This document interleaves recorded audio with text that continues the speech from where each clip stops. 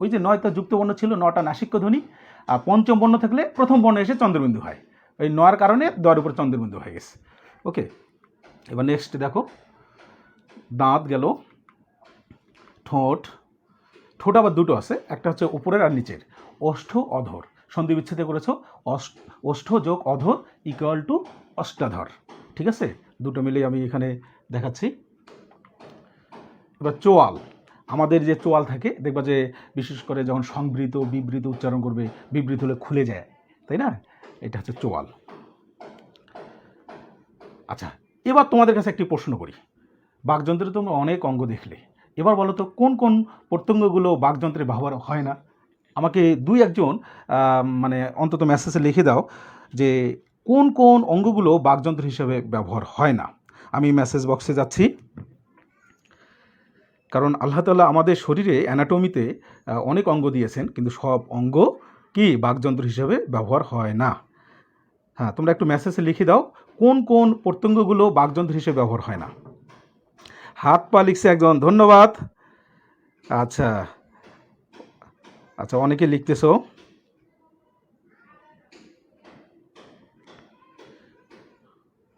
ও, আমি আমার আমার সাইটের কি কোনো সমস্যা হচ্ছে কিনা জানাবা, কারণ আমি স্ক্রিনের পাশে দাঁড়িয়ে আছি।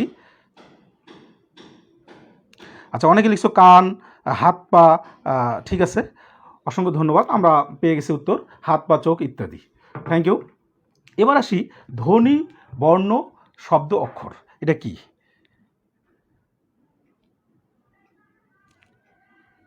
আচ্ছা, তোমরা স্ক্রিনে আশা করি দেখতে পাচ্ছ, আমরা এগুলোর সংজ্ঞায়ন জানবো, এগুলোর প্রকারভেদ জানবো, এগুলোর পার্থক্য জানবো। হ্যাঁ, প্রথমে আসো যে বাংলা ভাষার ধ্বনি ও বর্ণ প্রকরণ রয়েছে।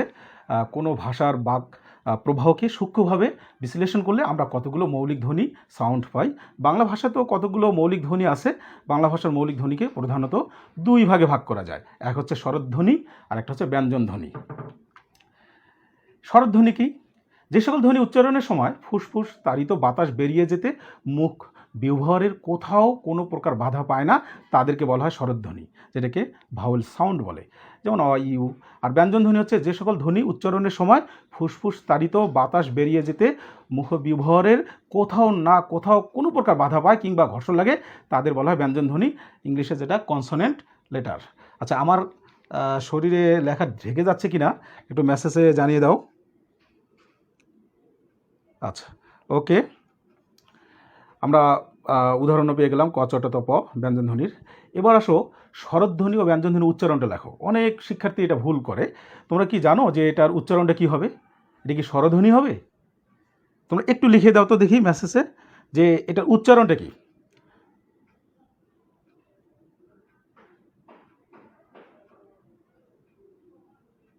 আমি মেসেজ দেখতেছি।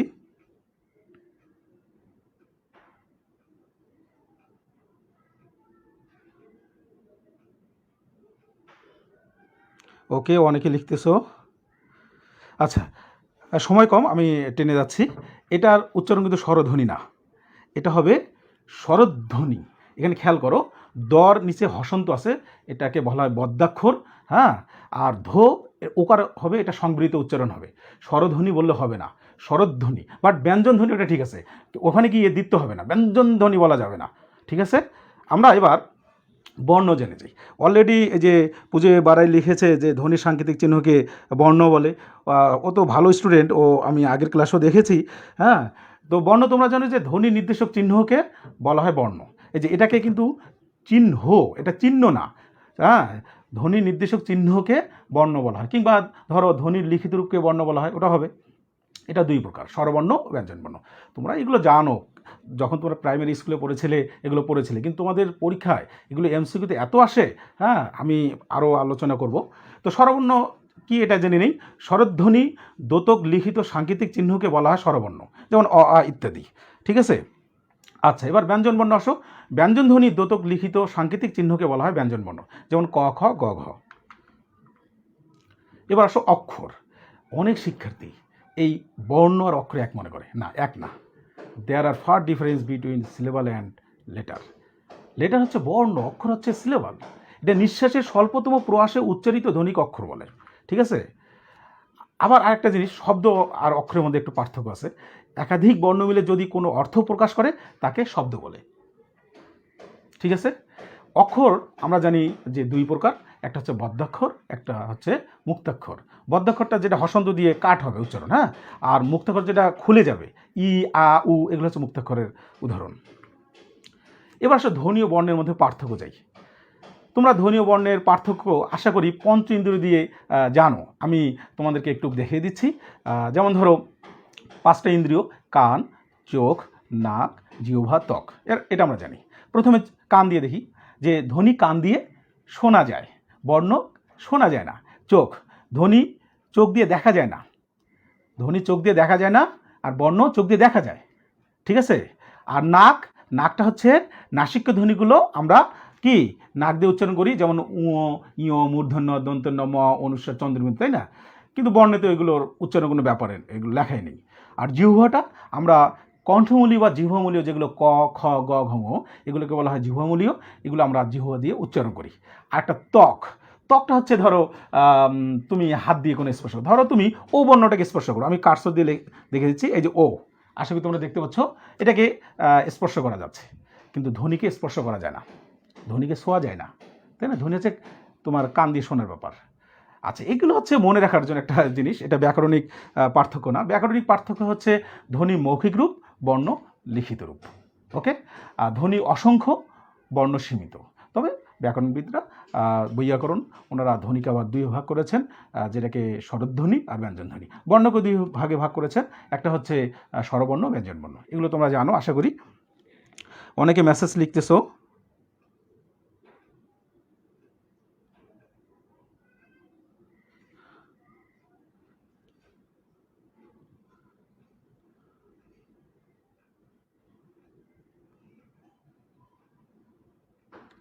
আচ্ছা, ঠিক আছে, তোমরা মেসেজ লেখো, আমি দেখতেছি। এবার আসো বর্ণমালা, এটা হচ্ছে অ্যালফাবেটস, অর্থাৎ স্বরবর্ণ ব্যঞ্জনবর্ণ মিলে হচ্ছে বর্ণমালা। বিশ্বের যত ভাষা আছে প্রত্যেকেরই বর্ণমালা রয়েছে একটি অ্যালফাবেট। ঠিক আছে? এটা হচ্ছে সমষ্টি, হ্যাঁ। ওকে। আর একটা জিনিস খেয়াল করো, একটা হচ্ছে আমাদের ব্যঞ্জনবর্ণ উচ্চারণ করতে গেলে কিন্তু বেশিরভাগ স্বরধ্বনি অধ্বনিটা ব্যবহার হয়, এবং আমরা যদি ভাঙি, কর মধ্যে অ আছে, এই যেখানে দেখতে পাচ্ছ, এবং এখানে হসন্ত দিতে হচ্ছে, এগুলোকে বলে হসন্ত বা হলন্ত বর্ণ, আমরা এগুলো জানি। যদি স্বরধ্বনি যুক্ত না হয় তাহলে সেটা ব্যঞ্জনধ্বনির প্রতীক বা বর্ণের নিচে হসন্ত ব্যবহার হবে, সেটাকে বলবো হলন্ত বা হসন্ত। হ্যাঁ, ওকে। ধ্বনি দুই প্রকার আমরা জানি। এবার আমরা স্বরধ্বনি কি এটাও জানি যে ফুসফুসে এটা বাধাপ্রাপ্ত হবে না। ঠিক আছে? সরাসরি মুখ ব্যবহার দিয়ে বের হয়ে যাবে। ছবিতে দেখতে পাচ্ছ।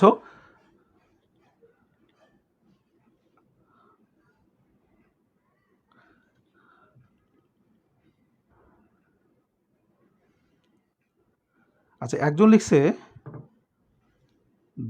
দত্তক কি? ও, দোদকটা হচ্ছে কি দোদনা সৃষ্টি করা। ঠিক আছে? আমরা অনুরণন শব্দটা জানি না? অনুরণন, এই দোদক, হ্যাঁ, এটা ইংলিশে তোমাদের বোর্ড বই লিখেছে। আচ্ছা, সূচক, এটা নতুন বোর্ড বই আছে, তোমরা নবম শ্রেণীর বোর্ড বই দেখবে, ওখানে কিছু কিছু নতুন শব্দ রয়েছে, তোমাদের পুরানো বইয়ের সঙ্গে এটা মিলবে না। হ্যাঁ, ওকে, তোমরা মেসেজ লিখে যাও, আমি দেখতেছি। তাহলে স্বরধ্বনিটা হচ্ছে এটা ফুসফুস থেকে মানে বাতাস বের হবে, কোথাও বাধাপ্রাপ্ত হবে না। ছবিতে দেখতে পাচ্ছ আশা করি। এবার আসো বর্ণ। আমরা ধ্বনি লিখিত রূপে এটা জানি, তো স্বরবর্ণ ব্যঞ্জনবর্ণ মিলে হচ্ছে 50টি, তাই না? আমরা এখন বর্ণগুলো দেখব, এবং কোন বর্ণের কয়টি মাত্রা রয়েছে এগুলো আমরা খেয়াল করব। হ্যাঁ, আমরা জানি স্বরবর্ণ 11টি, কিন্তু আগে কয়টি ছিল জানো? কেউ বলতে পারবে? আগে ছিল কয়টি? 16টি ছিল। 5টি বর্ণ বিলুপ্ত হয়েছে, ওগুলো সংস্কৃত বর্ণ ছিল। এখনও একটা সংস্কৃত বর্ণ আছে, কিন্তু 5টা বর্ণ কী কী বাদ গেছে? রি, রিকার, লি, দীর্ঘল্লি, অং, অ। রি, রিকার কোনটা? এই যে তোমরা রি দেখতেছো না, এটা নিচে জাস্ট এইভাবে রিকারের মতন। আর লি কি নয়ের মতো দেখতে, আর দীর্ঘল্লি কি 2টা নয়, আর অং হচ্ছে অ অনুস্বার, আর অ বিসর্গ দিয়ে অ। এগুলো হচ্ছে তোমার সংস্কৃত বর্ণ, এগুলো বিলুপ্ত হয়ে গেছে। এখনও তোমার রিটা আছে, এটা এখনও বাংলা একাডেমি এটা বাদ দেয়নি। আর ব্যঞ্জনবর্ণ 39টি আছে, আমরা এক এক করে দেখব। স্বরবর্ণ প্রথমে যাই, যে 11টি বর্ণ, এটা তোমরা জানো।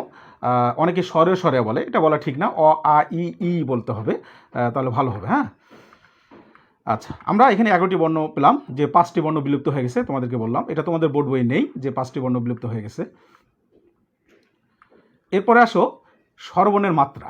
মাত্রাটা হচ্ছে যে বর্ণের উপর যে কষি রেখে না, ওইটা মাত্রা। এখন পূর্ণমাত্রা কয়টি, অর্ধমাত্রা কয়টি, মাত্রাহীন কয়টি? তোমরা আশা করি স্লাইডে দেখতে পাচ্ছ যে পূর্ণমাত্রা হচ্ছে 6টি, এবং কি কি আমি উদাহরণ সহ দিয়েছি। অর্ধমাত্রা 1টি, মাত্রাহীন কি 4টি।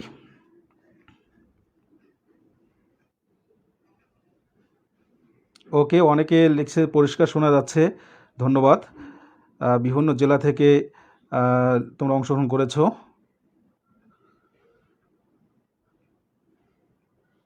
ও, একজন লিখছে, পুলিন বারে লিখছে, স্যার 9-এর ব্যাপারটা কেমন ছিল স্যার? আচ্ছা, এটা ছিল সংস্কৃতে 9-এর মতোই ছিল, ওটাকে লি বলতো। হ্যাঁ, আর 2টা 9 একসঙ্গে, ওটা দীর্ঘ লি। ঠিক আছে, তোমরা প্রশ্ন করে যাও, আমি সুযোগ মতো দেখে যাব। পরের স্লাইডে আমরা যাচ্ছি। মৌলিক স্বরধ্বনি। মৌলিক স্বরধ্বনি হচ্ছে 7টি: অ, আ, ই, উ, এ, এ, ও। তবে এ ধ্বনির কোনো লিখিত রূপ নেই। ঠিক আছে, ওই 6টার তোমরা পাচ্ছ, বাট এ ধ্বনি পাচ্ছ না, তাই না? এগুলো তোমরা জানো, আশা করি তোমাদের বোর্ড বই রয়েছে। এবার আসো হ্রস্বস্বর, দীর্ঘস্বর। হ্রস্বস্বরটা হচ্ছে যেগুলো স্বরধ্বনি উচ্চারণ করতে মানে স্বল্প আয়াসে উচ্চারণ করা যায়, ঠিক আছে, সেগুলো হচ্ছে হ্রস্বস্বর, অ, ই, উ, রি। আর দীর্ঘস্বর কি, একটু তুলনামূলকভাবে একটু বেশি সময় লাগে। হ্যাঁ, এগুলোকে দীর্ঘস্বর বলে। এখানে 7টি, ওই 4টি জানলে বাকি তো 7টি থাকলো 11টির মধ্যে, তাই না? আ, ই, উ, এ, ওই, ও, ও। ঠিক আছে, তোমরা যারা আরবি মাখরজ জানো তারা এগুলো ভালো জানো, যে যেমন এক জবর, এক জের, এক পেশকে হরকত বলে, হরকত দ্রুত পড়তে হয়, তাই না? আবার যদি উল্টা পেশ, উল্টা ইয়া থাকে, তাই না, এক আলিফ টান দিতে হয়। আবার যদি ইয়া সাকিন থেকে মধ্যে তবাই, মধ্যে লিন, মধ্যে আরজি, সেগুলোতে 3 আলিফ, 4 আলিফ টান দিতে হয়। ওটা যদি জানো, এখানে তোমাদের একটু সুবিধা হবে যে কোন বর্ণটা তুমি হ্রস্বস্বর হিসাবে টানবা আর কোনটাকে দীর্ঘস্বর টানবা। ঠিক আছে, তবে বাংলা ভাষায় সাধারণত দীর্ঘস্বরের ব্যবহারটা নেই। একাক্ষর হলে দীর্ঘস্বর আছে, একাক্ষর যেগুলো, যেমন যে, সে, এগুলো একাক্ষর হিসাবে, বাট তোমার বেশিরভাগ উচ্চারণ হচ্ছে দীর্ঘস্বর কি হয় না। যেখানে দীর্ঘইকার, যেখানে দীর্ঘ উকার, সেটাও হর্ষইকার, হর্ষ উকার হিসেবে উচ্চারিত হয়। ওকে, আমরা পরবর্তীতে যাই। সান্ধ্যক্ষর, যেটাকে দ্বিস্বর বলে, যৌগিক স্বরজ্ঞাপক বর্ণ বলে। তোমরা এই সমর্থক নামগুলো আশা করি মনে রাখবে, কারণ পরীক্ষা আসে, এমসিকিউতে আসে। তোমরা দেখতে পাচ্ছ এই 2টি বর্ণকে ভাঙানো যাচ্ছে, আর বাকি 9টি বর্ণকে ভাঙানো যায় না। তবে হ্যাঁ, কোনো বৈয়াকরণ বলেছেন যে দীর্ঘ ইকারকে ভাঙানো যায়, দীর্ঘ উকারকে ভাঙানো যায়। কেন জানো? হর্ষই প্লাস হর্ষই ইকুয়াল টু দীর্ঘ ইকার, আর দীর্ঘ উকার হর্ষ উকার প্লাস হর্ষ উকার। হ্যাঁ, এটা হচ্ছে দীর্ঘ উকার। খেয়াল করো, মানে 2টা হর্ষই ইকুয়াল টু দীর্ঘ ইকার, 2টা হর্ষ উকার ইকুয়াল টু দীর্ঘ উকার। এই হিসাবে কেউ 4টি করেছেন, তবে তোমাদের বোর্ড বই আছে দ্বিস্বর হচ্ছে 2টি। তাহলে যৌগিক স্বরজ্ঞাপক ধ্বনি কয়টি? 25টি। তোমাদের বোর্ড বই রয়েছে 25টি। 25টি থেকে 2টা বাদ দাও, থাকলো কয়টা? 23টি। 23টির কোনো লিখিত রূপ নেই। তারপরও কেউ বৈয়াকরণ কি করেছেন, যে দীর্ঘইকার আর দীর্ঘ উকারকেও বাদ দিয়েছেন। সেই হিসেবে যৌগিক স্বরজ্ঞাপক ধ্বনি হচ্ছে 21টি। আর এই শুধু ওই আর ও ধরো, তাহলে হচ্ছে 23টি। ঠিক আছে, তোমরা আশা করি বোর্ড বইয়ের আলোকে আনসার করবে। আমি হয়তো বোর্ড বইয়ের বাইরেও তথ্য দিচ্ছি, তোমাদের বোর্ড বই যেটা আসে সেটাই দিবে। এখানে যৌগিক স্বরজ্ঞাপক তোমরা 2টি দিবে, আর যৌগিক স্বরধ্বনি 25টি দেবে। ওকে, 2টির মাত্র লিখিত রূপ আছে, আর 23টির নেই। এবার অনুবর্ণ আসো। অনুবর্ণ মানে কি? ক্ষুদ্র, যেটা হিসেবে আমরা ব্যবহার করি। র ফলাটা দেখো ক্রিকেট বানানে, ক র ফলা। রেপ বানানে দেখো বর্ণ বানানে। আবার ডট চিহ্ন দিয়ে, ডক্টরকে আমরা ড দিয়ে বিন্দু দিই, ডাক্তারকে দেয়, এগুলো হচ্ছে অনুবর্ণ। হ্যাঁ, সংক্ষিপ্ত রূপ হিসাবে। এবার আসো কার আর ফলা। তোমরা জানো যে স্বরবর্ণের সংক্ষিপ্ত রূপকে কার বলে, আর ব্যঞ্জন বর্ণের সংক্ষিপ্ত রূপকে ফলা বলে। স্বরবর্ণের কার চিহ্ন কয়টি? 10টি। একটি বর্ণের কার চিহ্ন নেই, এটা তোমরা জানো।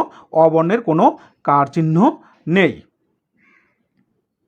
আচ্ছা, এই অবর্ণকে বৈয়াকরণরা বলেছেন এটা বিলীন বর্ণ। এটা স্বরধ্বনিতে এটা ওইভাবে কার হিসেবে ব্যবহার হয় না, স্বরবর্ণে কার হিসেবে ব্যবহার হয় না। এটি ব্যঞ্জন বর্ণ উচ্চারণ করতে গেলেই অ ধ্বনিটা ওখানে থাকে, যেমন ক উচ্চারণ করতে গেলে অ থাকে, তাই না? এবার আসো, এই যে 10টি কার চিহ্ন, আমি এখানে চিহ্নগুলো দিয়েছি, বাট 4টি কার চিহ্নে আমি লাল দাগাঙ্কিত করেছি কেন জানো? কারণটা হচ্ছে এই 4টি কার সাধারণত শিক্ষার্থীরা ভুল করে। কি ভুল করে? তারা এই শুরুতে মাত্রা দেয়, পূর্ণমাত্রা দেয় না, হবে না, পূর্ণমাত্রা হবে না। এটা তোমাদের বোর্ড বই নেই, কিন্তু এটা জানা উচিত। 4টি কার চিহ্নে শুদ্ধভাবে মাত্রার যে আমরা জানি যে শুরুতে ব্যবহার হয় না, পূর্ণমাত্রা হয় না। হ্যাঁ, মাঝে হতে পারে, শেষে হতে পারে। ঠিক আছে, ওকে। এরপর আমরা আধুনিক বানানো একটু খেয়াল করব। স্বরবর্ণের যে সংক্ষিপ্ত রূপ কার, এখানে নিয়ে একটু মানে বিতর্ক রয়েছে যে পুরাতন বানানে আর আধুনিক বানানের চিহ্ন নিয়ে। পুরাতন বানান তোমরা স্লাইডে দেখতে পাচ্ছ যে রূপসী বানানে এই যে একটা ফড়িংয়ের ঠ্যাং, হৃদয় বানানে এই যে ফড়িংয়ের ঠ্যাং, বন্ধ বানানে এই যে ফড়িংয়ের ঠ্যাং, একই দেখতে, দেখো একই দেখতে। অথচ এটা রূপসী, এটা দীর্ঘকার। দীর্ঘকারের কার চিহ্ন আমরা এইটা জানি। হৃদয়ের আমরা জানি যে এটা হচ্ছে রিকার, রিকারের কার চিহ্ন হচ্ছে এটা নিচে। আর এটা বন্ধ, এটা হচ্ছে ব্যঞ্জন বর্ণ। তাহলে হাউ ক্যান ইট পসিবল যে 3টে একই চিহ্ন দিয়ে আমরা দীর্ঘকার, একটা রিকার, একটা ব্যঞ্জন বর্ণ ব্যবহার করব? আমি মনে করি পুরাতন বানান লেখা ঠিক না। তোমাদের এনসিটিভির বোর্ড বইয়ে আধুনিক বানানগুলো বেশিরভাগ লিপিবদ্ধ করা হয় তোমাদের সুবিধার জন্য। তবে বাংলা একাডেমির অনেক বই আমি দেখেছি তারা কম্পিউটার সফটওয়্যারে পুরাতন বানানগুলো তারা এই বানানগুলো লেখে, কিন্তু আমি মনে করি এগুলো লিখলে ঝামেলা হয়ে যাচ্ছে। দেখো তোমরাই বলো যে একই চিহ্ন কি করে দীর্ঘকার, রিকার আর হয় বলো?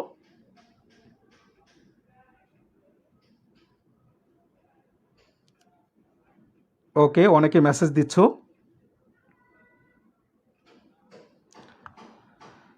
আচ্ছা, ঠিক আছে। আমরা এবার স্বরধ্বনি যে উচ্চারণ করব, জিভের উচ্চতা, জিভের অবস্থান, ঠোঁটের আকৃতি।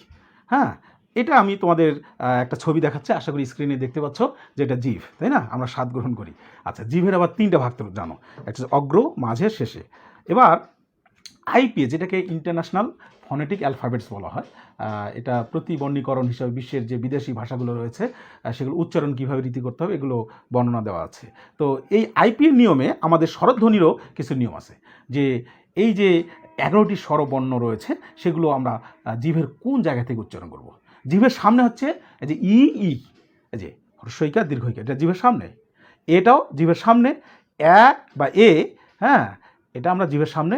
আর জিভের মাঝে হচ্ছে আ, আর জিভের পেছনে হচ্ছে উ, ও, ও, ওই, আর হচ্ছে অ। আশা করি তোমরা ছকটা দেখতে পাচ্ছ স্ক্রিনে।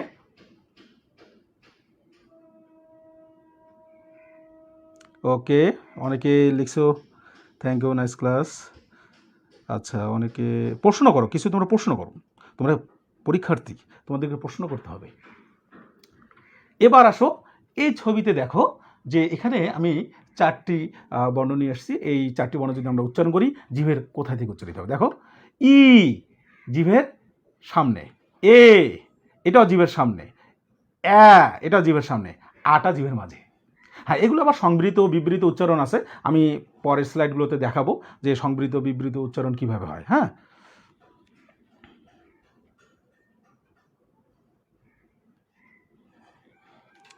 আচ্ছা, এরপরে আসো যে এই যে ফুসফুস তোমরা একটা দেখতে পাচ্ছ ছবিতে। হ্যাঁ, আমরা ব্যঞ্জনধ্বনি জানি যে এখানে ফুসফুসে কি বাতাসে বাধাপ্রাপ্ত হবে, সরাসরি আমাদের মুখ বিহ্বর থেকে উচ্চারিত হবে না। এটাকে বলে কনসোনেন্ট লেটার, ব্যঞ্জনধ্বনি। এটা ব্যঞ্জন কনসোনেন্ট সাউন্ড, ঠিক আছে? এটা ফুসফুস থেকে সরাসরি এটা আমাদের উচ্চারণে বের হবে না, এখানে কোথাও না কোথাও বাধা হবে। হ্যাঁ, এবার তোমাদেরকে যদি বলি যে ব্যঞ্জনধ্বনির লিখিত রূপটাই হচ্ছে ব্যঞ্জন বর্ণ, তাই না? কিন্তু তোমরা কি ক থেকে ম পর্যন্ত এই 39টি বর্ণ তোমরা জানো? বলো। আমার মনে হয় অনেক স্টুডেন্ট মর পরে আর বলতে পারে না, জ্বর আলাবারে বলতে পারে না। একটা ভিডিও দেখো। হ্যাঁ,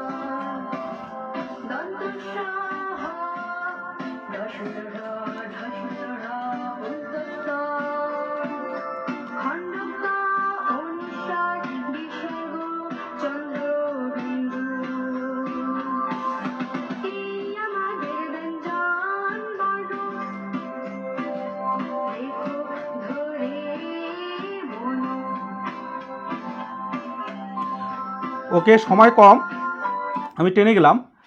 এখানে এই ভিডিওতে দুটো বর্ণের উচ্চারণ ভুল করেছে।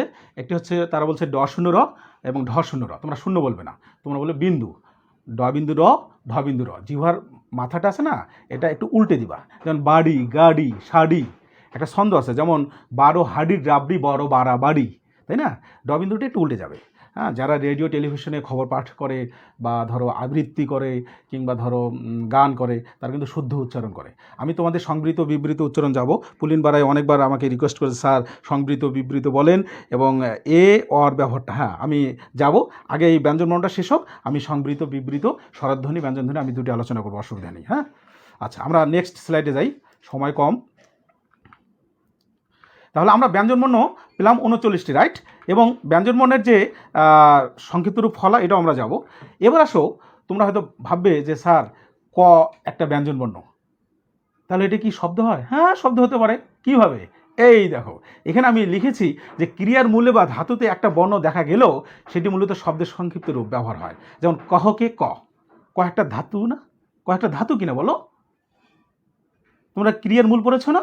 হ্যাঁ, এখন বাক্যের তুচ্ছার্থক বা আদর অর্থে সর্বনামে আমরা অনেক সময় তুই বলি, ছোটো ভাই বোনকে তুই বলি, ছোটোদেরকে মানে তুমিও বলি, কিন্তু তুইটা আদর অর্থে অনেক সময় তুচ্ছার্থক, দুইটাই হতে পারে।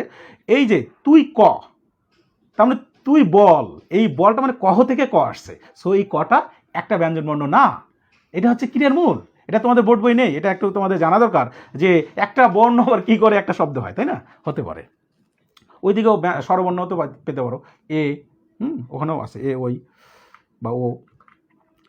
আমরা এবার এই যে 39টি বর্ণ জানলাম, বর্গ আগে জেনে নেই। আমরা জানি যে বর্গ হচ্ছে 5টি, ক থেকে কি ক, চ, ট, ত, প, প্রত্যেক বর্গে 5টি করে বর্ণ রয়েছে। 5 5 25। এই 25টি বর্ণকে বলা হয় স্পর্শবর্ণ বা স্পৃষ্ট বর্ণ, ইংলিশে বলে পোলোসিভ, POLOSIVE, পোলোসিভ। ওকে, এখন এটা তোমরা মনে রাখা আরেকটা কৌশল আছে, সেটা কি জানো? যে স্পর্শবর্ণ হচ্ছে কি, পুরো তো ধরা যায় না। ধরো আমার এটা মানে রিমোট, এটা আমি পুরো ধরা না, যদি অল্প ধরি টাচ, কম, তাই না? তা স্পর্শ হচ্ছে কম। তা কম মানে কি? ক থেকে ম, কম। তার মানে 5 5 25টি স্পর্শবর্ণ, স্পৃষ্টবর্ণ 25টি, এটাকে মনে রাখলে কম, ক থেকে ম। আচ্ছা, এবং ক বর্গকে কি কি বলা হয়? কণ্ঠধ্বনি, কেউ কেউ জিহ্বামূলীয় বলে, কারণ জিহ্বার গোড়াটা ওই কণ্ঠ এক জায়গায় এখানে আছে। হ্যাঁ, এই জন্য এটা কণ্ঠমূলীয় বা জিহ্বামূলীয়। চ বর্গটাকে তালব্য ধ্বনি, ট বর্গকে মূর্ধন্য ধ্বনি, ত বর্গকে দন্তধ্বনি, আর প বর্গকে ওষ্ঠধ্বনি। আশা করি তোমরা স্লাইডে দেখতে পাচ্ছ। আমার মনে হয় একটু আমাকে দূরে যেতে হবে, একটু হালকা দেখতে পাচ্ছ স্ক্রিনে?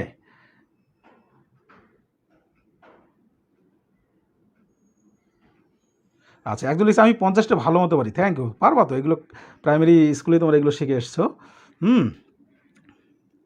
আচ্ছা, আমরা এবার পরের স্লাইডে যাই। এই যে বর্গ যে আমরা জানলাম 5 5 25, 5টা বর্গ, এগুলোকে বর্গীয় ধ্বনি বলে। আচ্ছা, এই বর্গীয় ধ্বনিগুলো কেন বলা হয়? কণ্ঠ থেকে কিছু হয়, যেমন কণ্ঠ মূলত উচ্চারণে জিহ্বার গোড়া ধরো বা কণ্ঠনীর ব্যবহৃত, যেমন ক, খ, গ, ঘ, ঙ, তাই না? এগুলো হচ্ছে কণ্ঠমূলীয়। তালব্য হচ্ছে যে তালু থেকে উচ্চারিত হবে, তালু থেকে। হ্যাঁ, যেমন চ, ছ, জ, ঝ, ইয়। হ্যাঁ, এটা সাধারণত জিহ্বামুখের তালুর সামনের অংশ স্পর্শ করে। এবার আসো মূর্ধন্যটা দেখো, এই সকল বর্ণ উচ্চারণে জিহ্বার দাঁতের গোড়া অংশে স্পর্শ করে। আর দন্তটা কি? দন্ত মানে দাঁত, তোমরা এটা জানো। এই বর্ণ উচ্চারণে জিহ্বার দাঁতকে স্পর্শ করে। আর ওষ্ঠটা হচ্ছে ঠোঁট। আমরা জানি যে প, ফ, ব, ভ, ম বর্ণগুলো দুই ঠোঁট দিয়ে উচ্চারিত হয়। এবং বাঙালি শিশুরা জানো কোন বর্গের বর্ণগুলো আগে শেখে? বলো তো? প বর্গের ওষ্ঠধ্বনিগুলো আগে শেখে। বাবা মা, তবে দুই ঠোঁট লাগিয়ে কথা বলে, তাই না? আচ্ছা, এবার বাগযন্ত্রের ছবিতে আমি তোমাদেরকে আগেই দেখিয়েছি। এখানে দেখো অন্তস্থ ধ্বনি আর অন্তস্থ বর্ণ, জ, র, ল, ব, এই 4টি হচ্ছে অন্তস্থ ধ্বনি। পরীক্ষা কিন্তু তোমাদের এমসিকিউতে আসে যে কোন কোন বর্ণগুলো অন্তস্থ ধ্বনি। জ, র, ল, ব। হ্যাঁ, ব আবার 2 প্রকার, একটা হচ্ছে বর্গীয় ব, একটা অন্তস্থ ব। আমি যাব যে এটা এখন কি অবস্থা আছে, এটার এখন আকৃতি আর এর মধ্যে পার্থক্য না। আগে জ যাই। জটা হচ্ছে তালব্য ধ্বনি, শব্দের আদিতে বসলে বর্গীয় জয়ের মতোই হয়, শব্দের মাঝে শেষে বসলে অন্তস্থ অ উচ্চারিত, এটা সংস্কৃতি ব্যবহার হয়। ঠিক আছে, এরপরে আসি জয়ের পর আমরা অন্তস্থী অ, এটা অন্তস্থ ধ্বনি। এটা জানি যে শব্দের মাঝে বা শেষে বসে, কখনো শুরুতে বসে না। আরও কয়েকটি বর্ণ আছে শুরুতে বসে না, যেমন খণ্ডত্ব আগে বসে না। অনুস্বার বসে না, বিসর্গ বসে না, চন্দ্রবিন্দু বসে না, ওদিকে ওইও বসে না, তাই না? হ্যাঁ, আমরা এখন এই অন্তস্থিটা হচ্ছে অয় বা ইয়, এটাকে সেমি ভাওয়েল বলা হয়, অর্ধস্বর। ঠিক আছে, অন্তস্থ অ আর অন্তস্থ ব, এটা হচ্ছে সেমি ভাওয়েল। এটা একটা আমি দেখাইলাম এখানে। আচ্ছা, এরপরে আসো র। এটা তো খুবই সহজ, তোমরা জানো এটা কম্পনজাত ধ্বনি। এটা জিহ্বার অগ্রভাগ একাধিকবার কম্পিত হবে, দন্তমূলকে আঘাত করবে, এই জন্য এটাকে কম্পনজাত ধ্বনি বলা হয়। এবার আসো আগেরটা কি ছিল? হ্যাঁ, এবার লটাকে বলা হয় পার্শ্বিক ধ্বনি। আমাদের খেয়াল করো যে জিহ্বার অগ্রভাগকে মুখের মাঝামাঝি দন্তমূলে ঠেকিয়ে রেখে জিহ্বার দুই পাশ দিয়ে বায়ু বের হয়ে যায়, হ্যাঁ, এই জন্য এটাকে পার্শ্বিক ধ্বনি বলে, ল। এবার আসো ব। এই বটার কথা বলছিলাম। বাংলা বর্ণমালা আগে বর্গীয় ব এবং অন্তস্থ ব আকৃতিতে উচ্চারণে কী ছিল? পার্থক্য ছিল, এখন আর কিন্তু নেই। এই জন্য বর্ণমালায় এই অভিন্ন হওয়াতে বাংলা এখন আমরা একটা বকে বাদ দিয়ে দিছি। নাহলে কিন্তু আমাদের বর্ণমালায় কিন্তু 50টি হতো না, তখন কিন্তু ব্যঞ্জন বর্ণ হয়তো 40টি, আর ওইদিকে হয়তো সর্বনিম্ন 11টি, তাহলে 51টি হয়ে যেত। এই একটা ব বাদ দেওয়া হয়েছে, ঠিক আছে? এটাও সেমি ভাওয়েল। এটা সাধারণত অ বা অ ডব্লিউর মতো উচ্চারণ হয়, যেমন নেওয়া, হওয়া, এগুলো তোমাদের বোর্ড বইও আছে। হ্যাঁ, একজন লিখছে র ধ্বনি হচ্ছে ভূমিকম্পের মতো। বাহ, চমৎকার উদাহরণ দিয়েছো। আচ্ছা, ওকে। এরপরে আমরা পরের স্লাইডে যাচ্ছি। তালব্য স, মূর্ধন্য স, দন্ত স, এই তিনটা ধ্বনি কিন্তু অন্যরকম বা বর্ণ। দেখো, আমাদের উত্তরবঙ্গের রাজশাহী অঞ্চলের মানুষ এই তিনটা স্বর খুবই সমস্যা পড়ে। টেলিভিশনে, রেডিওতে তিনটা, এই 3 আর এই র, ব বিন্দু র, ড বিন্দু র, ঢ বিন্দু র, এগুলো পরীক্ষা হয় কিন্তু। হ্যাঁ, তো এই তিনটে স্বর দেখো, উচ্চারণে বাতাস মুখ বিভরে কোথাও বাধা না পেয়ে কেবল ঘর্ষণ প্রাপ্ত হয় এবং শীষ ধ্বনি সৃষ্টি করে, তাই এগুলোকে উষ্মধ্বনি বা শীষ ধ্বনি বলে। যেমন বৃষ্টি, সৃষ্টি, স্রষ্টা, একটা তো শীষ ধ্বনি আসলো, করে একটা শব্দ আসলো না, এগুলোই হ্যাঁ শীষ ধ্বনি। আচ্ছা, এবার আসো তালব্য স। এটা কোথায়? এটা সাধারণত ইংলিশে এসএইচ, যেমন শার্ট বানানে আমরা এটা তালব্য স ব্যবহার করি, এবং এটা একটু চাপ দিতে হবে। হ্যাঁ, মূর্ধন্য স, এটা এটা তালব্য স্বর মতো উচ্চারণ হবে। মূর্ধন্য স কিন্তু তালব্য স্বরের মতো উচ্চারিত হবে। এটা তোমরা সংস্কৃতে নত্য সত্য বিধানে পড়েছো যে এগুলো টঠার আগে হয়, এবং এটা কিন্তু কণ্ঠ তালুর মাঝখান থেকে এটা উচ্চারিত হবে। ওকে। এবার দন্তের স, এটা একটু হালকাভাবে উচ্চারিত হয়, এটা চাপ দিতে হয় না, যেমন সিলেট বানান। হটা দেখো, হটা হচ্ছে এটা মূলত উষ্ম ঘোষধ্বনি। হ্যাঁ, অনেকে হয়তো তোমরা এটাকে জানো যে বিসর্গের মতন ব্যবহার হয়, তাই না? গুড।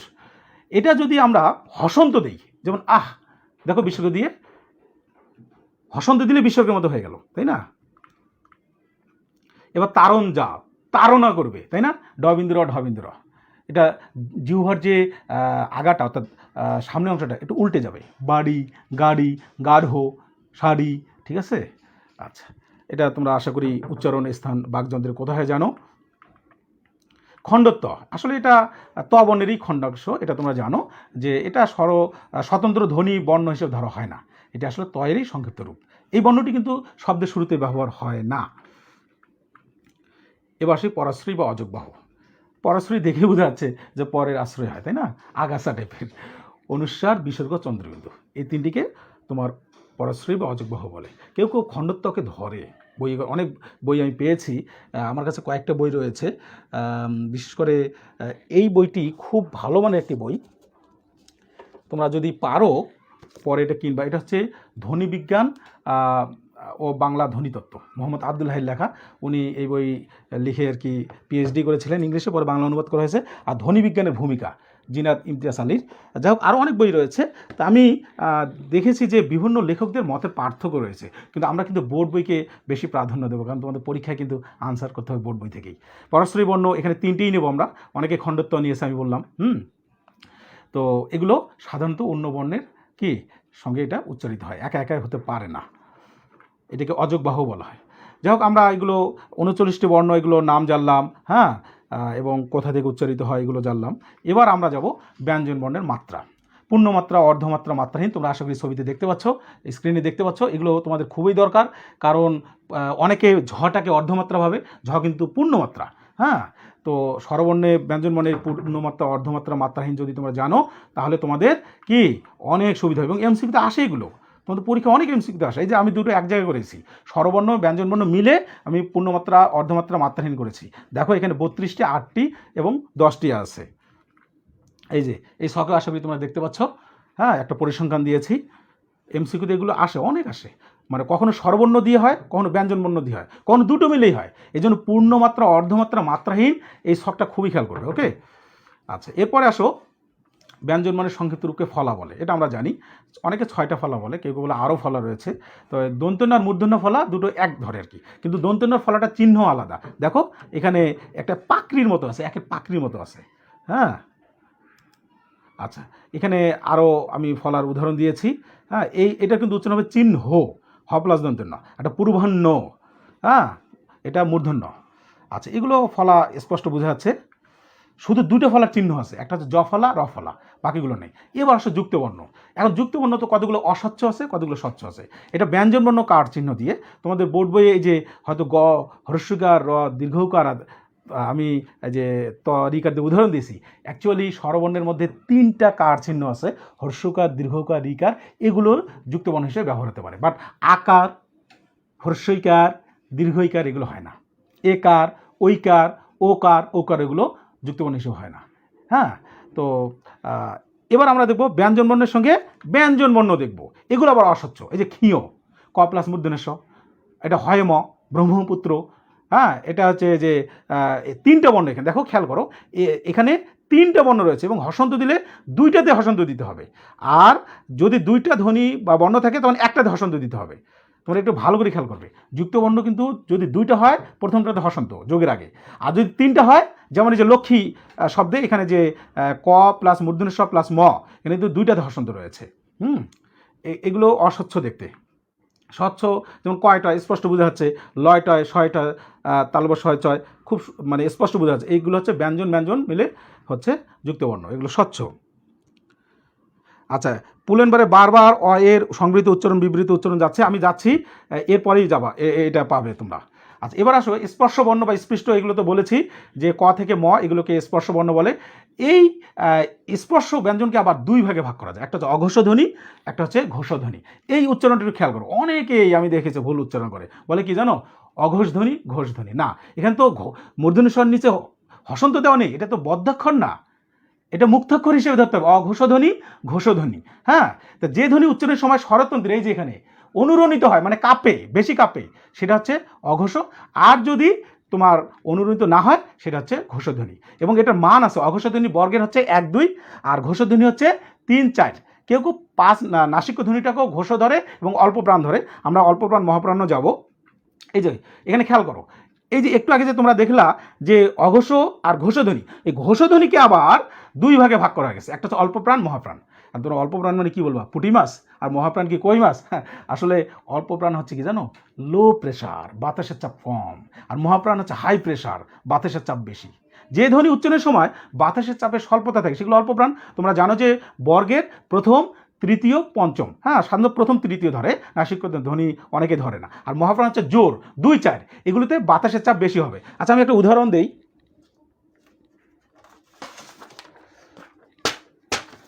আশা করি এই কাগজটা দেখতে পাচ্ছ, এই কাগজটা দেখতে পাচ্ছ, তোমরা স্লাইডে দেখতে পাচ্ছ। আমি উচ্চারণ করব, ধরো বর্ণগুলো একটু যাই। আমি প্রথম বর্গটা বলতেছি, ক, গ, উ, বেশি কাঁপতেছে না। কিন্তু যদি বলি খ, ঘ, দেখো দ্বিতীয় চতুর্থ বর্ণ বাতাসে এটা কাঁপতেছে, রাইট? প্রথম তৃতীয় বর্ণ কাঁপতেছে না, ক গ কাঁপতেছে না। লাইক দিস, তুমি যদি চ বর্গে আসো, চ কাঁপতেছে না। এবার দেখো ছ কাঁপতেছে, বর্গীয় জটা দেখো, জ কাঁপতেছে না। এবার ঝ কাঁপতেছে, খেয়াল করছো? তার মানে আমরা প্রথম তৃতীয় বর্ণগুলো অল্প প্রাণ, এগুলো বাতাসের চাপ কম থাকবে। আর যেগুলোতে দ্বিতীয় আর চতুর্থ, সেগুলোতে কি থাকবে, বাতাসের চাপ বেশি থাকবে, মহাপ্রাণে। এই যে অল্প প্রাণ একটা তোমরা দেখতেছো বর্গের ছক, এখানে আমি অল্প প্রাণ বুঝাতে যাচ্ছি যে 1 আর 3, ক গ, আর মহাপ্রাণ 2 4, দ্যাট মিনস খ ঘ। আর অঘোষ হচ্ছে ডান দিক দিয়ে দেখো 1 2, ক খ, এগুলো অনুরণিত হবে না স্বরতন্ত্রীতে, আর ঘোষটা অনুরণিত হবে। এই যে আমরা অল্পপ্রাণ মহাপ্রাণ আবার একটু আলাদা ছকে দেখাচ্ছি, খেয়াল করো। অল্পপ্রাণ মহাপ্রাণ 1-3, অল্পপ্রাণ মহাপ্রাণ 2-4, আর নাসিক তো পঞ্চম বর্ণগুলো থাকে। এবার আমরা অনুনাসিক বা সানুনাসিক যেটা যাই, সেটা হচ্ছে পঞ্চম বর্ণগুলোকে কেউ কেউ নাসিক্য ধ্বনি বলেছেন, কেউ অনুনাসিক বলেছেন, কেউ সানুনাসিক বলেছেন। বর্গের 5টা রয়েছে, উ, ইয়, মূর্ধন্য, দন্তন্য, ম। আর বর্গের বাইরে রয়েছে কি অনুস্বার, হ্যাঁ, চন্দ্রবিন্দু, তাই না? আচ্ছা, এরপরে আসো, কেউ কেউ বিসর্গ ধরেন। ব্যাকরণ বৈয়াকরণদের মধ্যে মতের পার্থক্য রয়েছে। আর অঘোষ আর ঘোষটা কি? অঘোষ হচ্ছে বর্গের 1 আর 2 নম্বর বর্ণ, এগুলোতে অনুরণিত কম হবে অঘোষে, আর ঘোষে অনুরণিত বেশি হবে, এটা, তাই না? এটা হচ্ছে 3-4 হিসেবে ধরেছি। এবার আমি আরও ছক দেখিয়েছি, আসলে তোমরা দেখতে পাচ্ছ। আমি সংবৃত বিবৃত উচ্চারণে যাব, কারণ অনেকে রিকোয়েস্ট আছে।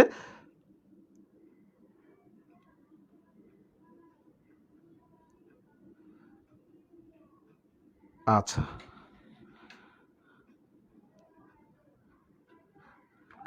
পরের স্লাইডে যাই। অঘোষ ঘোষ বর্ণ তোমরা জানো এগুলো। এবার একটা পাখি মারা দিয়ে শেখাই। তোমরা ভাববা যে স্যার ধ্বনি বর্ণে পাখি মারা কি? যদিও পাখি মারা নিষেধ, প্রকৃতির ক্ষতি হয়, ইকোসিস্টেমের ক্ষতি হয়। তোমার একটা টার্গেট দিলাম, ধরো ক বর্গের পাখি, ক, খ, গ, ঘ, ঙ, আর রাইফেল দিলাম অল্পপ্রাণ, আর বুলেট দিলাম ঘোষ। এর মানগুলো তোমরা সাইডে দেখতে পাচ্ছ। তাহলে পরীক্ষা এমসিকিউতে তোমাদের আসে ক বর্গের অল্পপ্রাণ ঘোষ মিলিত বর্ণ কোনটি? তাহলে দেখো, অল্পপ্রাণ হচ্ছে 1-3 আর ঘোষ হচ্ছে 3-4, তাহলে 3 নম্বরটা হচ্ছে 2 বার আসলো, এই জন্য এই উত্তরটা হবে গ। এবার তোমাদেরকে যদি আমি এই প্রশ্নটা দিই, তোমরা একটু করো তো এবং মেসেজ দাও। আমি যাচ্ছি সংবৃত বিবৃত, এরপরে যাচ্ছি। এটার কি উত্তর হবে বলো? প বর্গের মহাপ্রাণ অঘোষ মিলিত বর্ণ কোনটি?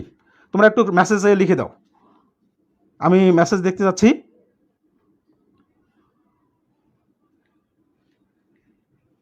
দ্রুত দ্রুত। প বর্গের 5টা বর্ণ রয়েছে।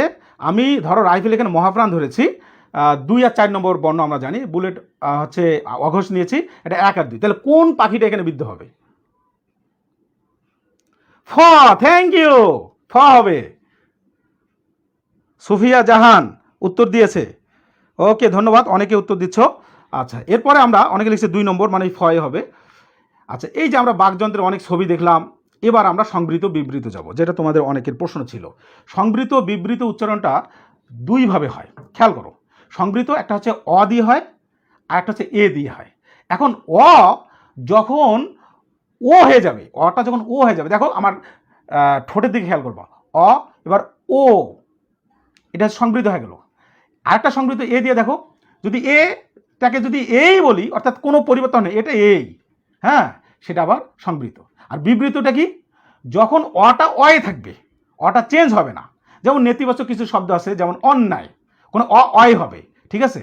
আর এক বিবৃত হচ্ছে যখন হয়ে যাবে, ঠোঁটটা খুলে যাবে, চোয়ালটা যখন একটু প্রসারিত হবে, এই যে অন্তস্থ জ একার দন্তের ন, আমরা কি যেন বলি না, যেন বলি। এ ক টস্কেরটি আমরা কি বলি? একটি, আমরা কি একটি বলি? এই যে ধ্বনি, এটা হচ্ছে বিবৃত।